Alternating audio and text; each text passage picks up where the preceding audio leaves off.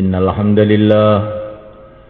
الحمد لله نستعينه ونستغفره ونؤمن به ونتوكل عليه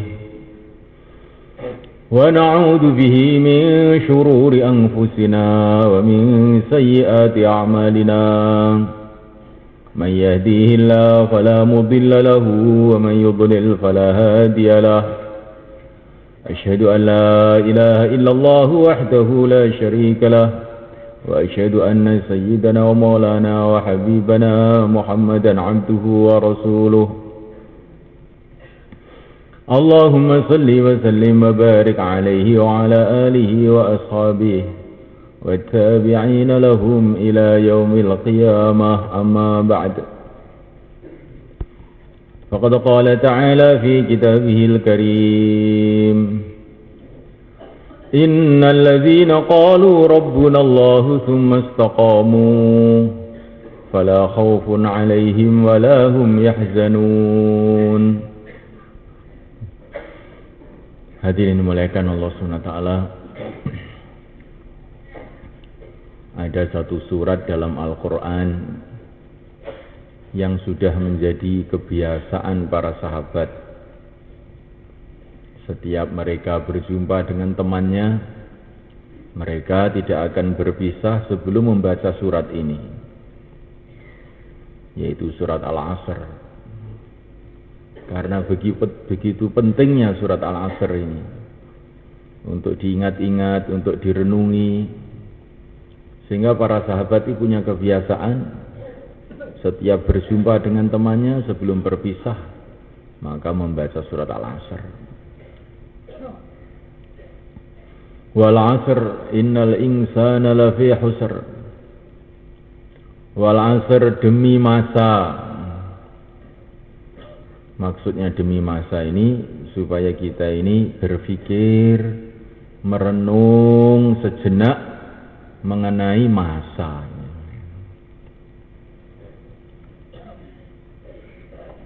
Merenungi masa yang lalu, 100 tahun yang lalu, 200 tahun yang lalu, 1000 tahun yang lalu. Kita renungi masa yang lalu.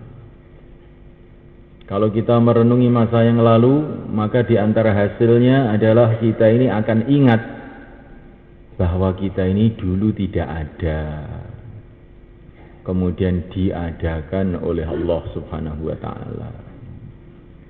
100 tahun yang lalu kita tidak ada, kemudian diadakan oleh Allah Subhanahu wa Ta'ala. Kalau kita ini mengingati masa yang lalu, maka kita ini akan merasa bahwa saya ini ciptaan Allah, saya ini hamba Allah, saya ini miliknya Allah. Kalau kita mengingati masa yang akan datang, maka apa yang tampak masa yang akan datang itu? Kita akan mati sebentar lagi sebenarnya. Semua kita akan mati. Kalau orang mengingati masa yang akan datang, memikirkan masa yang akan datang, maka akan keluar dari hatinya kebanggaan kepada dunia. Ngarep mati ya. Apa yang dibanggakan dunia itu apa? Kekayaan, teknologi, jabatan, semua yang ada di dunia ini, kalau kita ini mikir akan mati, nilainya itu jadi nol putul semuanya kan. Nol putul betul-betul. Apa saja. Ini fulan-fulan, negara sana, sangat maju. Teknologinya sangat canggih. Betul. Memang betul-betul hebat. Seumpama bisa menyelamatkan mereka dari kematian. Tapi apapun teknologi yang dibuat manusia tidak akan bisa menyelamatkan mereka dari kematian. Walaupun bisa naik ke bulan, juga akan turun ke kuburnya masing-masing. Jadi kalau kita ini mengingati masa yang akan datang, maka teringat kematian. Dan kematian ini bukanlah akhir dari kehidupan manusia. Ada berita dari pencipta manusia bahwa setelah kematian ini akan ada kehidupan yang kekal abadi. Tidak akan selesai ceritanya seorang manusia sebelum fariqun fil jannati wa fariqun fis sa'ir. Sebagian manusia ke surga, sebagian manusia akan neraka. Karena Allah itu maha adil, malaikat. Allah itu maha adil. Di dunia ini masih banyak orang baik tapi dianggap buruk. Orang buruk dianggap baik. Maling dianggap pahlawan, pahlawan dianggap maling.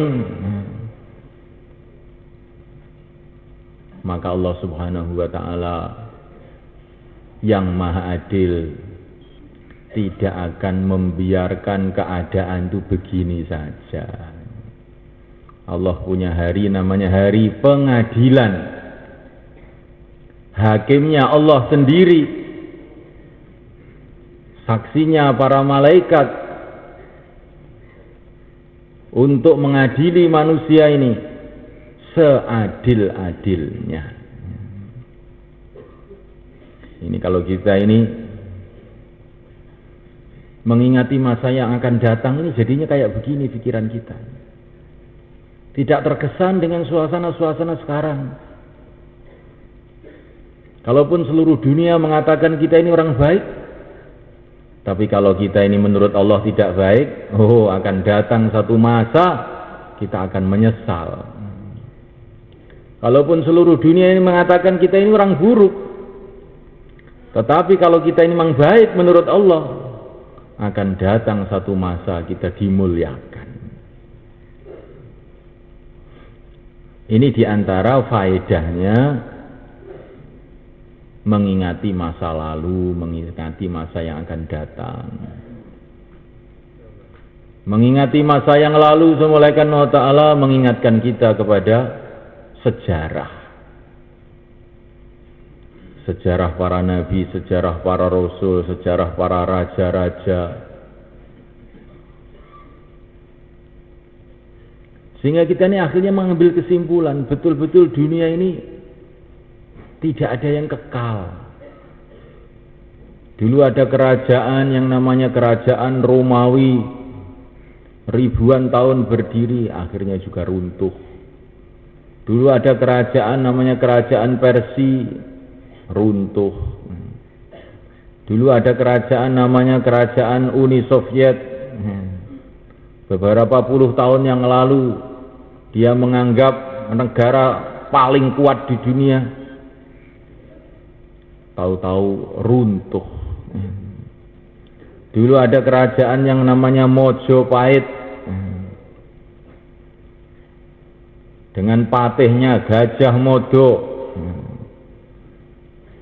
Dikatakan ini negara besar, tetapi dimakan oleh makhluk Allah yang namanya massa, habis tidak tersisa. Mojonya habis, pahitnya habis, nggak ada apa-apanya. Begitulah nasibnya di dunia ini. Semua makhluk nggak akan ada yang bisa bertahan lama. Karena memang dunia ini diciptakan oleh Allah bukan untuk berlama-lama. Sekarang semua orang takut dengan Amerika. Amerika ini super power. Nggak usah dibom, ya. Biarin aja biar dimakan yang namanya massa.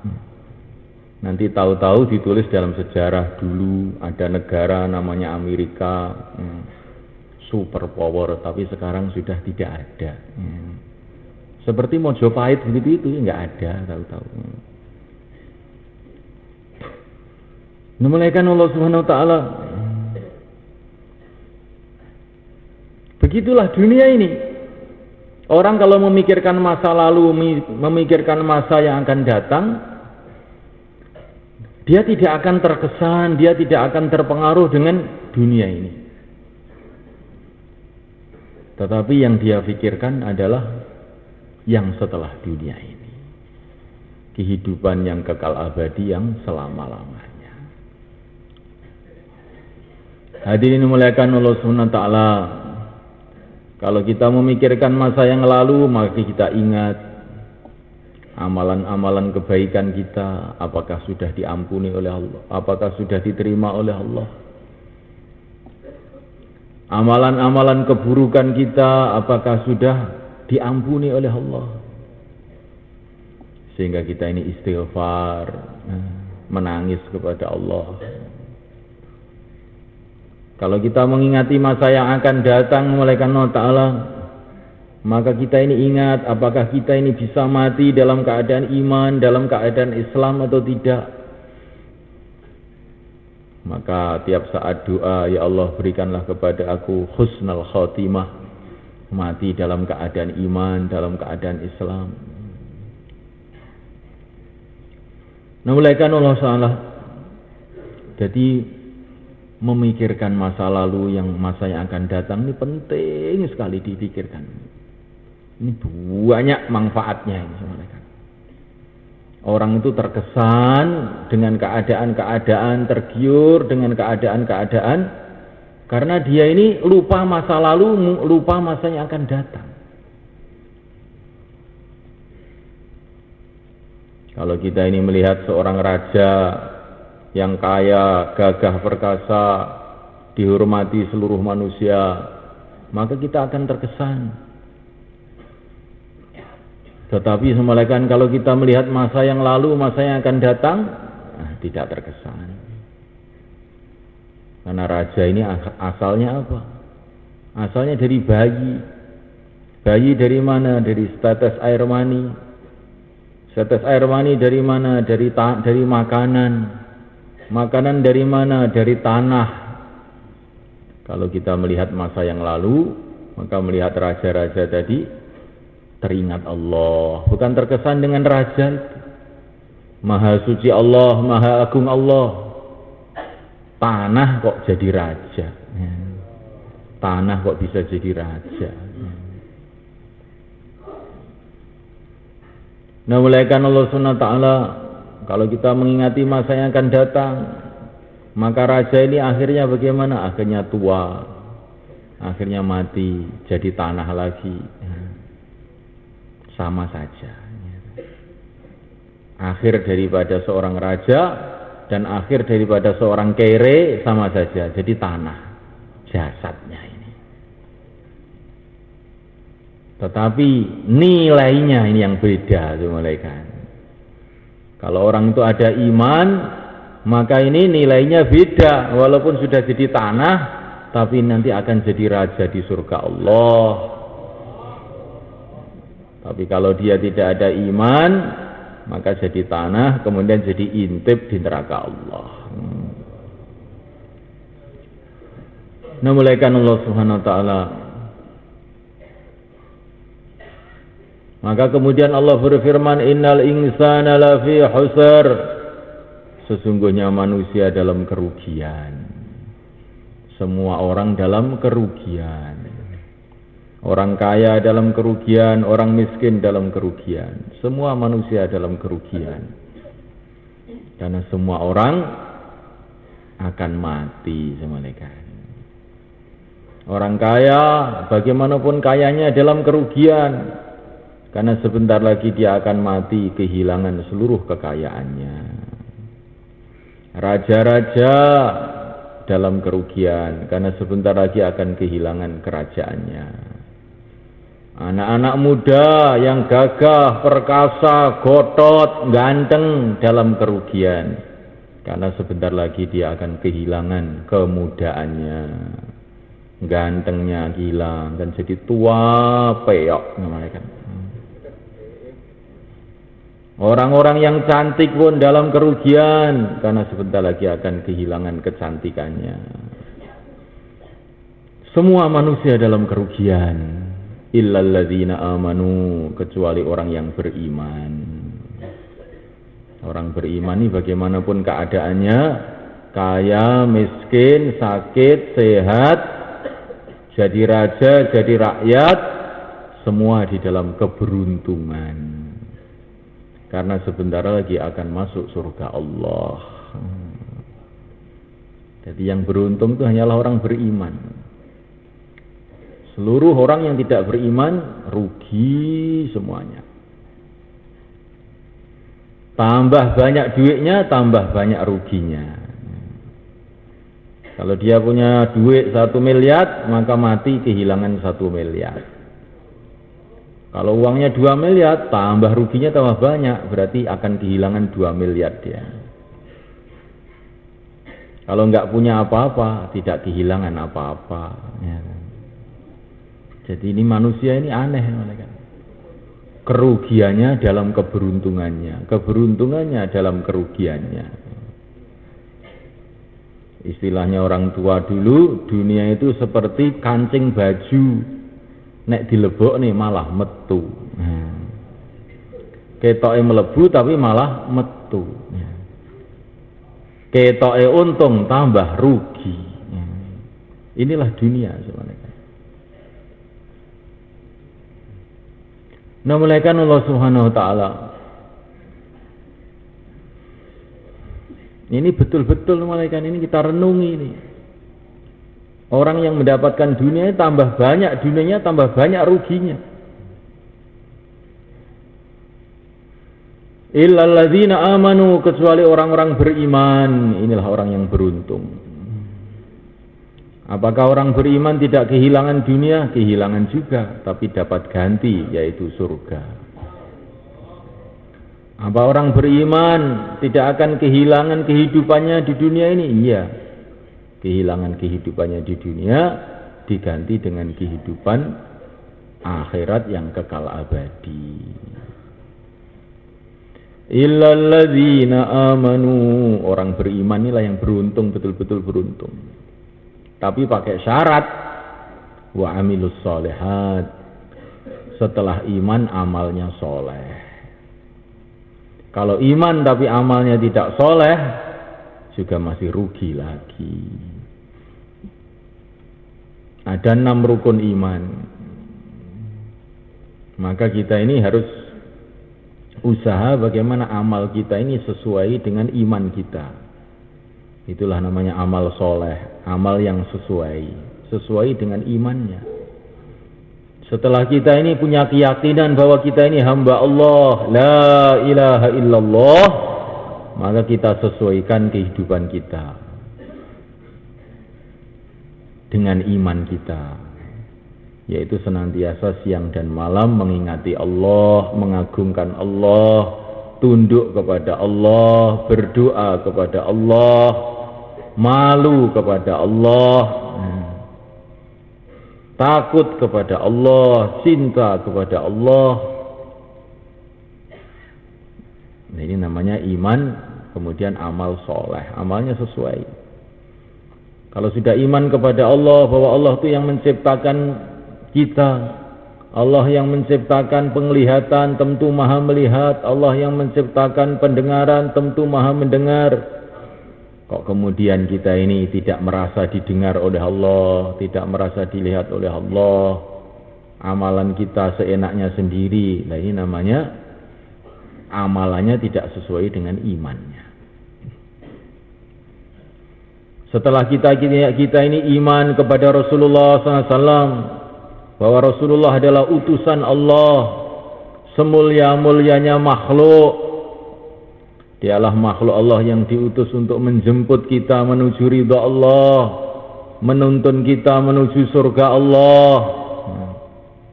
Semulia-mulianya makhluk, pimpinan para nabi, para rasul, yang mendapatkan bimbingan langsung dari Allah. Wa ma yantiqu 'anil hawa in huwa illa wahyu yuha. Semua ucapannya dari bimbingan Allah. Kalau kita sudah punya keyakinan demikian, maka siang dan malam kita sesuaikan kehidupan kita dengan kehidupan Rasulullah SAW. Ya, kita mencintai Rasulullah SAW, mencintai sunnah-sunnahnya, mencintai umatnya, mencintai perjuangannya, mencintai segala sesuatu yang berkaitan dengan Rasulullah SAW. Nah, apa saja kalau ada kaitan dengan Rasulullah, maka dicintai.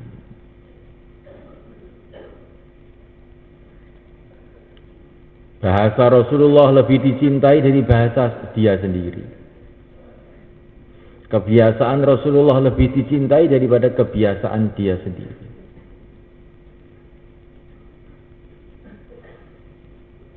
Ada orang itu semulaikan Allah Ta'ala mengatakan,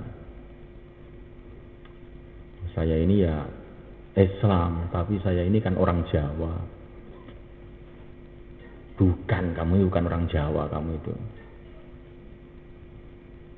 Saya ini orang Jawa, maka ya saya pertahankan kejawen saya.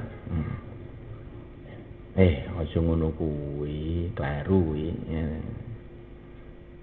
Saya ini Islam, saya ini hamba Allah, saya ini umat Rasulullah, saya ini anak cucunya Nabi Adam, tinggalnya di Jawa.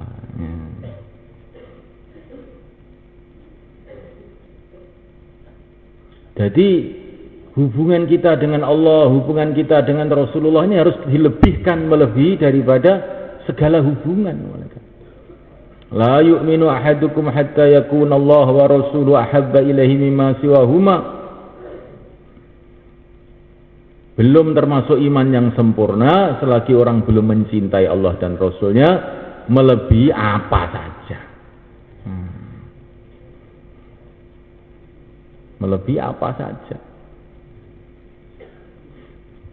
Baru sempurna imannya. Kalau tidak begitu ya imannya ini belum sempurna. Maka kehidupan Rasulullah itulah kehidupan yang paling kita cintai. Karena ini kehidupannya utusan Allah, kehidupannya kekasih Allah, kehidupannya pimpinannya para nabi, kehidupannya orang yang dibimbing langsung oleh Allah. Namuliakan Allah SWT. Kemudian kita ini ada iman kepada kitabullah. Ini satu-satunya kitab di dunia ini yang dari langit ini tinggal satu saja, yaitu Al-Quran. Kitab yang masih asli 100%. Maka kalau kita ini punya keyakinan kepada kitabullah, mesti kita sesuaikan kehidupan kita dengan kitabullah.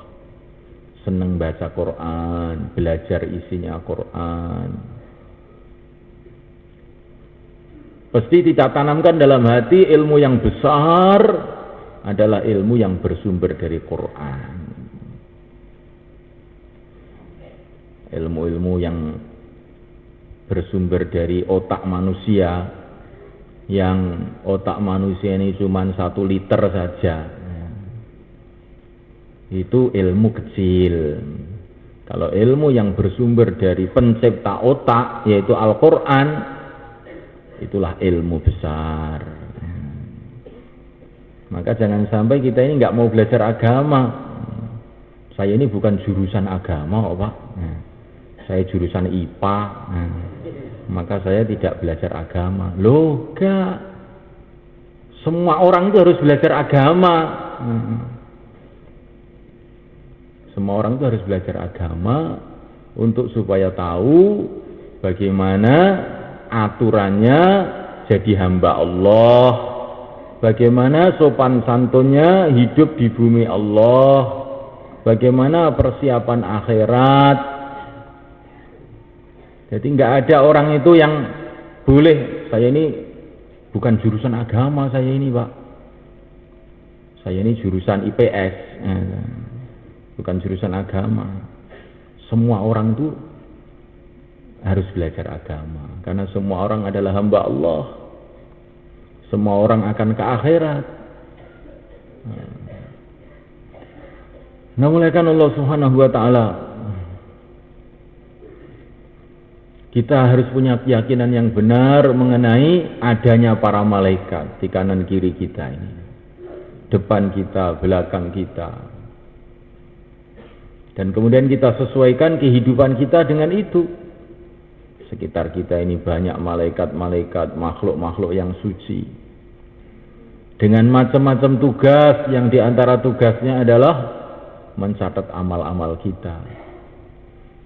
Maka mesti kita ini hidup itu hati-hati.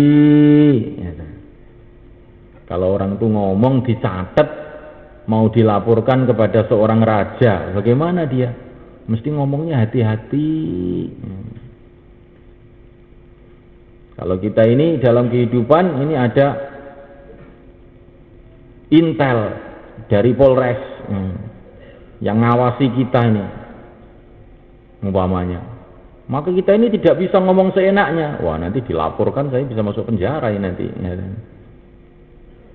Tapi kita ini hati-hati. Lah kita ini ada intel dari langit, yaitu para malaikat. Kita ngomong hati-hati, berbuat hati-hati. Kalau tidak, sewadat malaikat dibawa ke mahkamah nanti di padang mahsyar.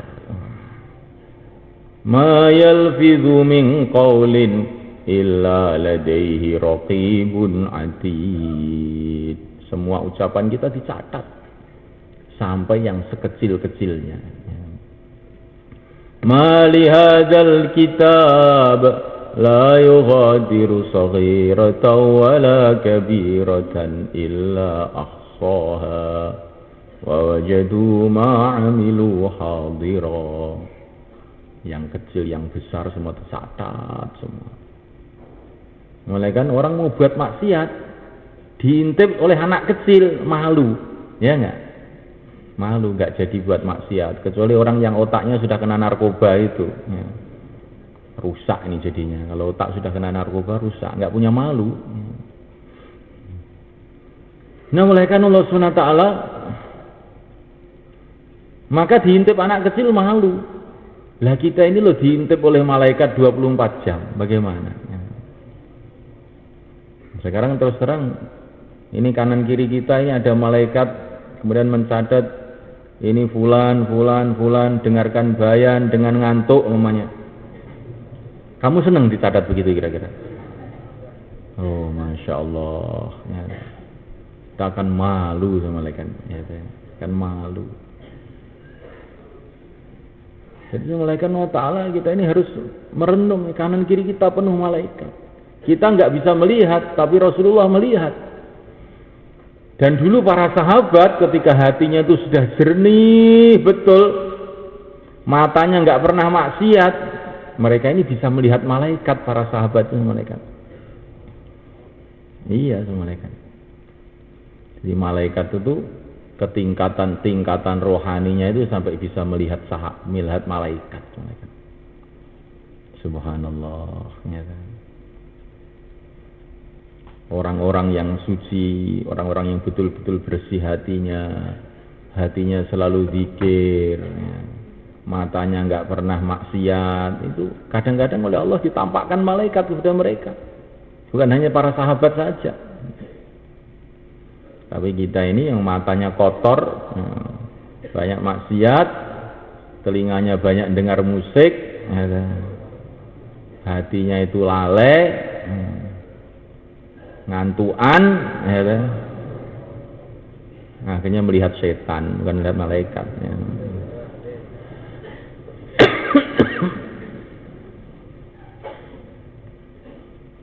Nah, mulaikan Allah SWT. Jadi kita ini perlu hidup itu direnungi, dirasakan begini nih, jangan didengarkan tok, dirasakan. Ya. Saya duduk tadi itu mulai maghrib sampai sekarang. Ucapan apa yang ditulis malaikatnya? Ya. Sekarang ini masih nulis juga malaikat. Kira-kira nulis apa ini malaikat ini? Sehingga kita ini menjadi orang yang lurus malaikat. Kemudian mulaikan Allah Ta'ala kita tanamkan dalam hati keyakinan kepada negeri akhirat. Dan kemudian kita sesuaikan kehidupan kita ini. Kalau orang itu ada yakin pada negeri akhirat, akhirnya siang dan malam berpikir untuk membangun akhiratnya. Tidak rakus dengan dunia. Dunia ini tak cukupnya saja, gak sakit-akeh.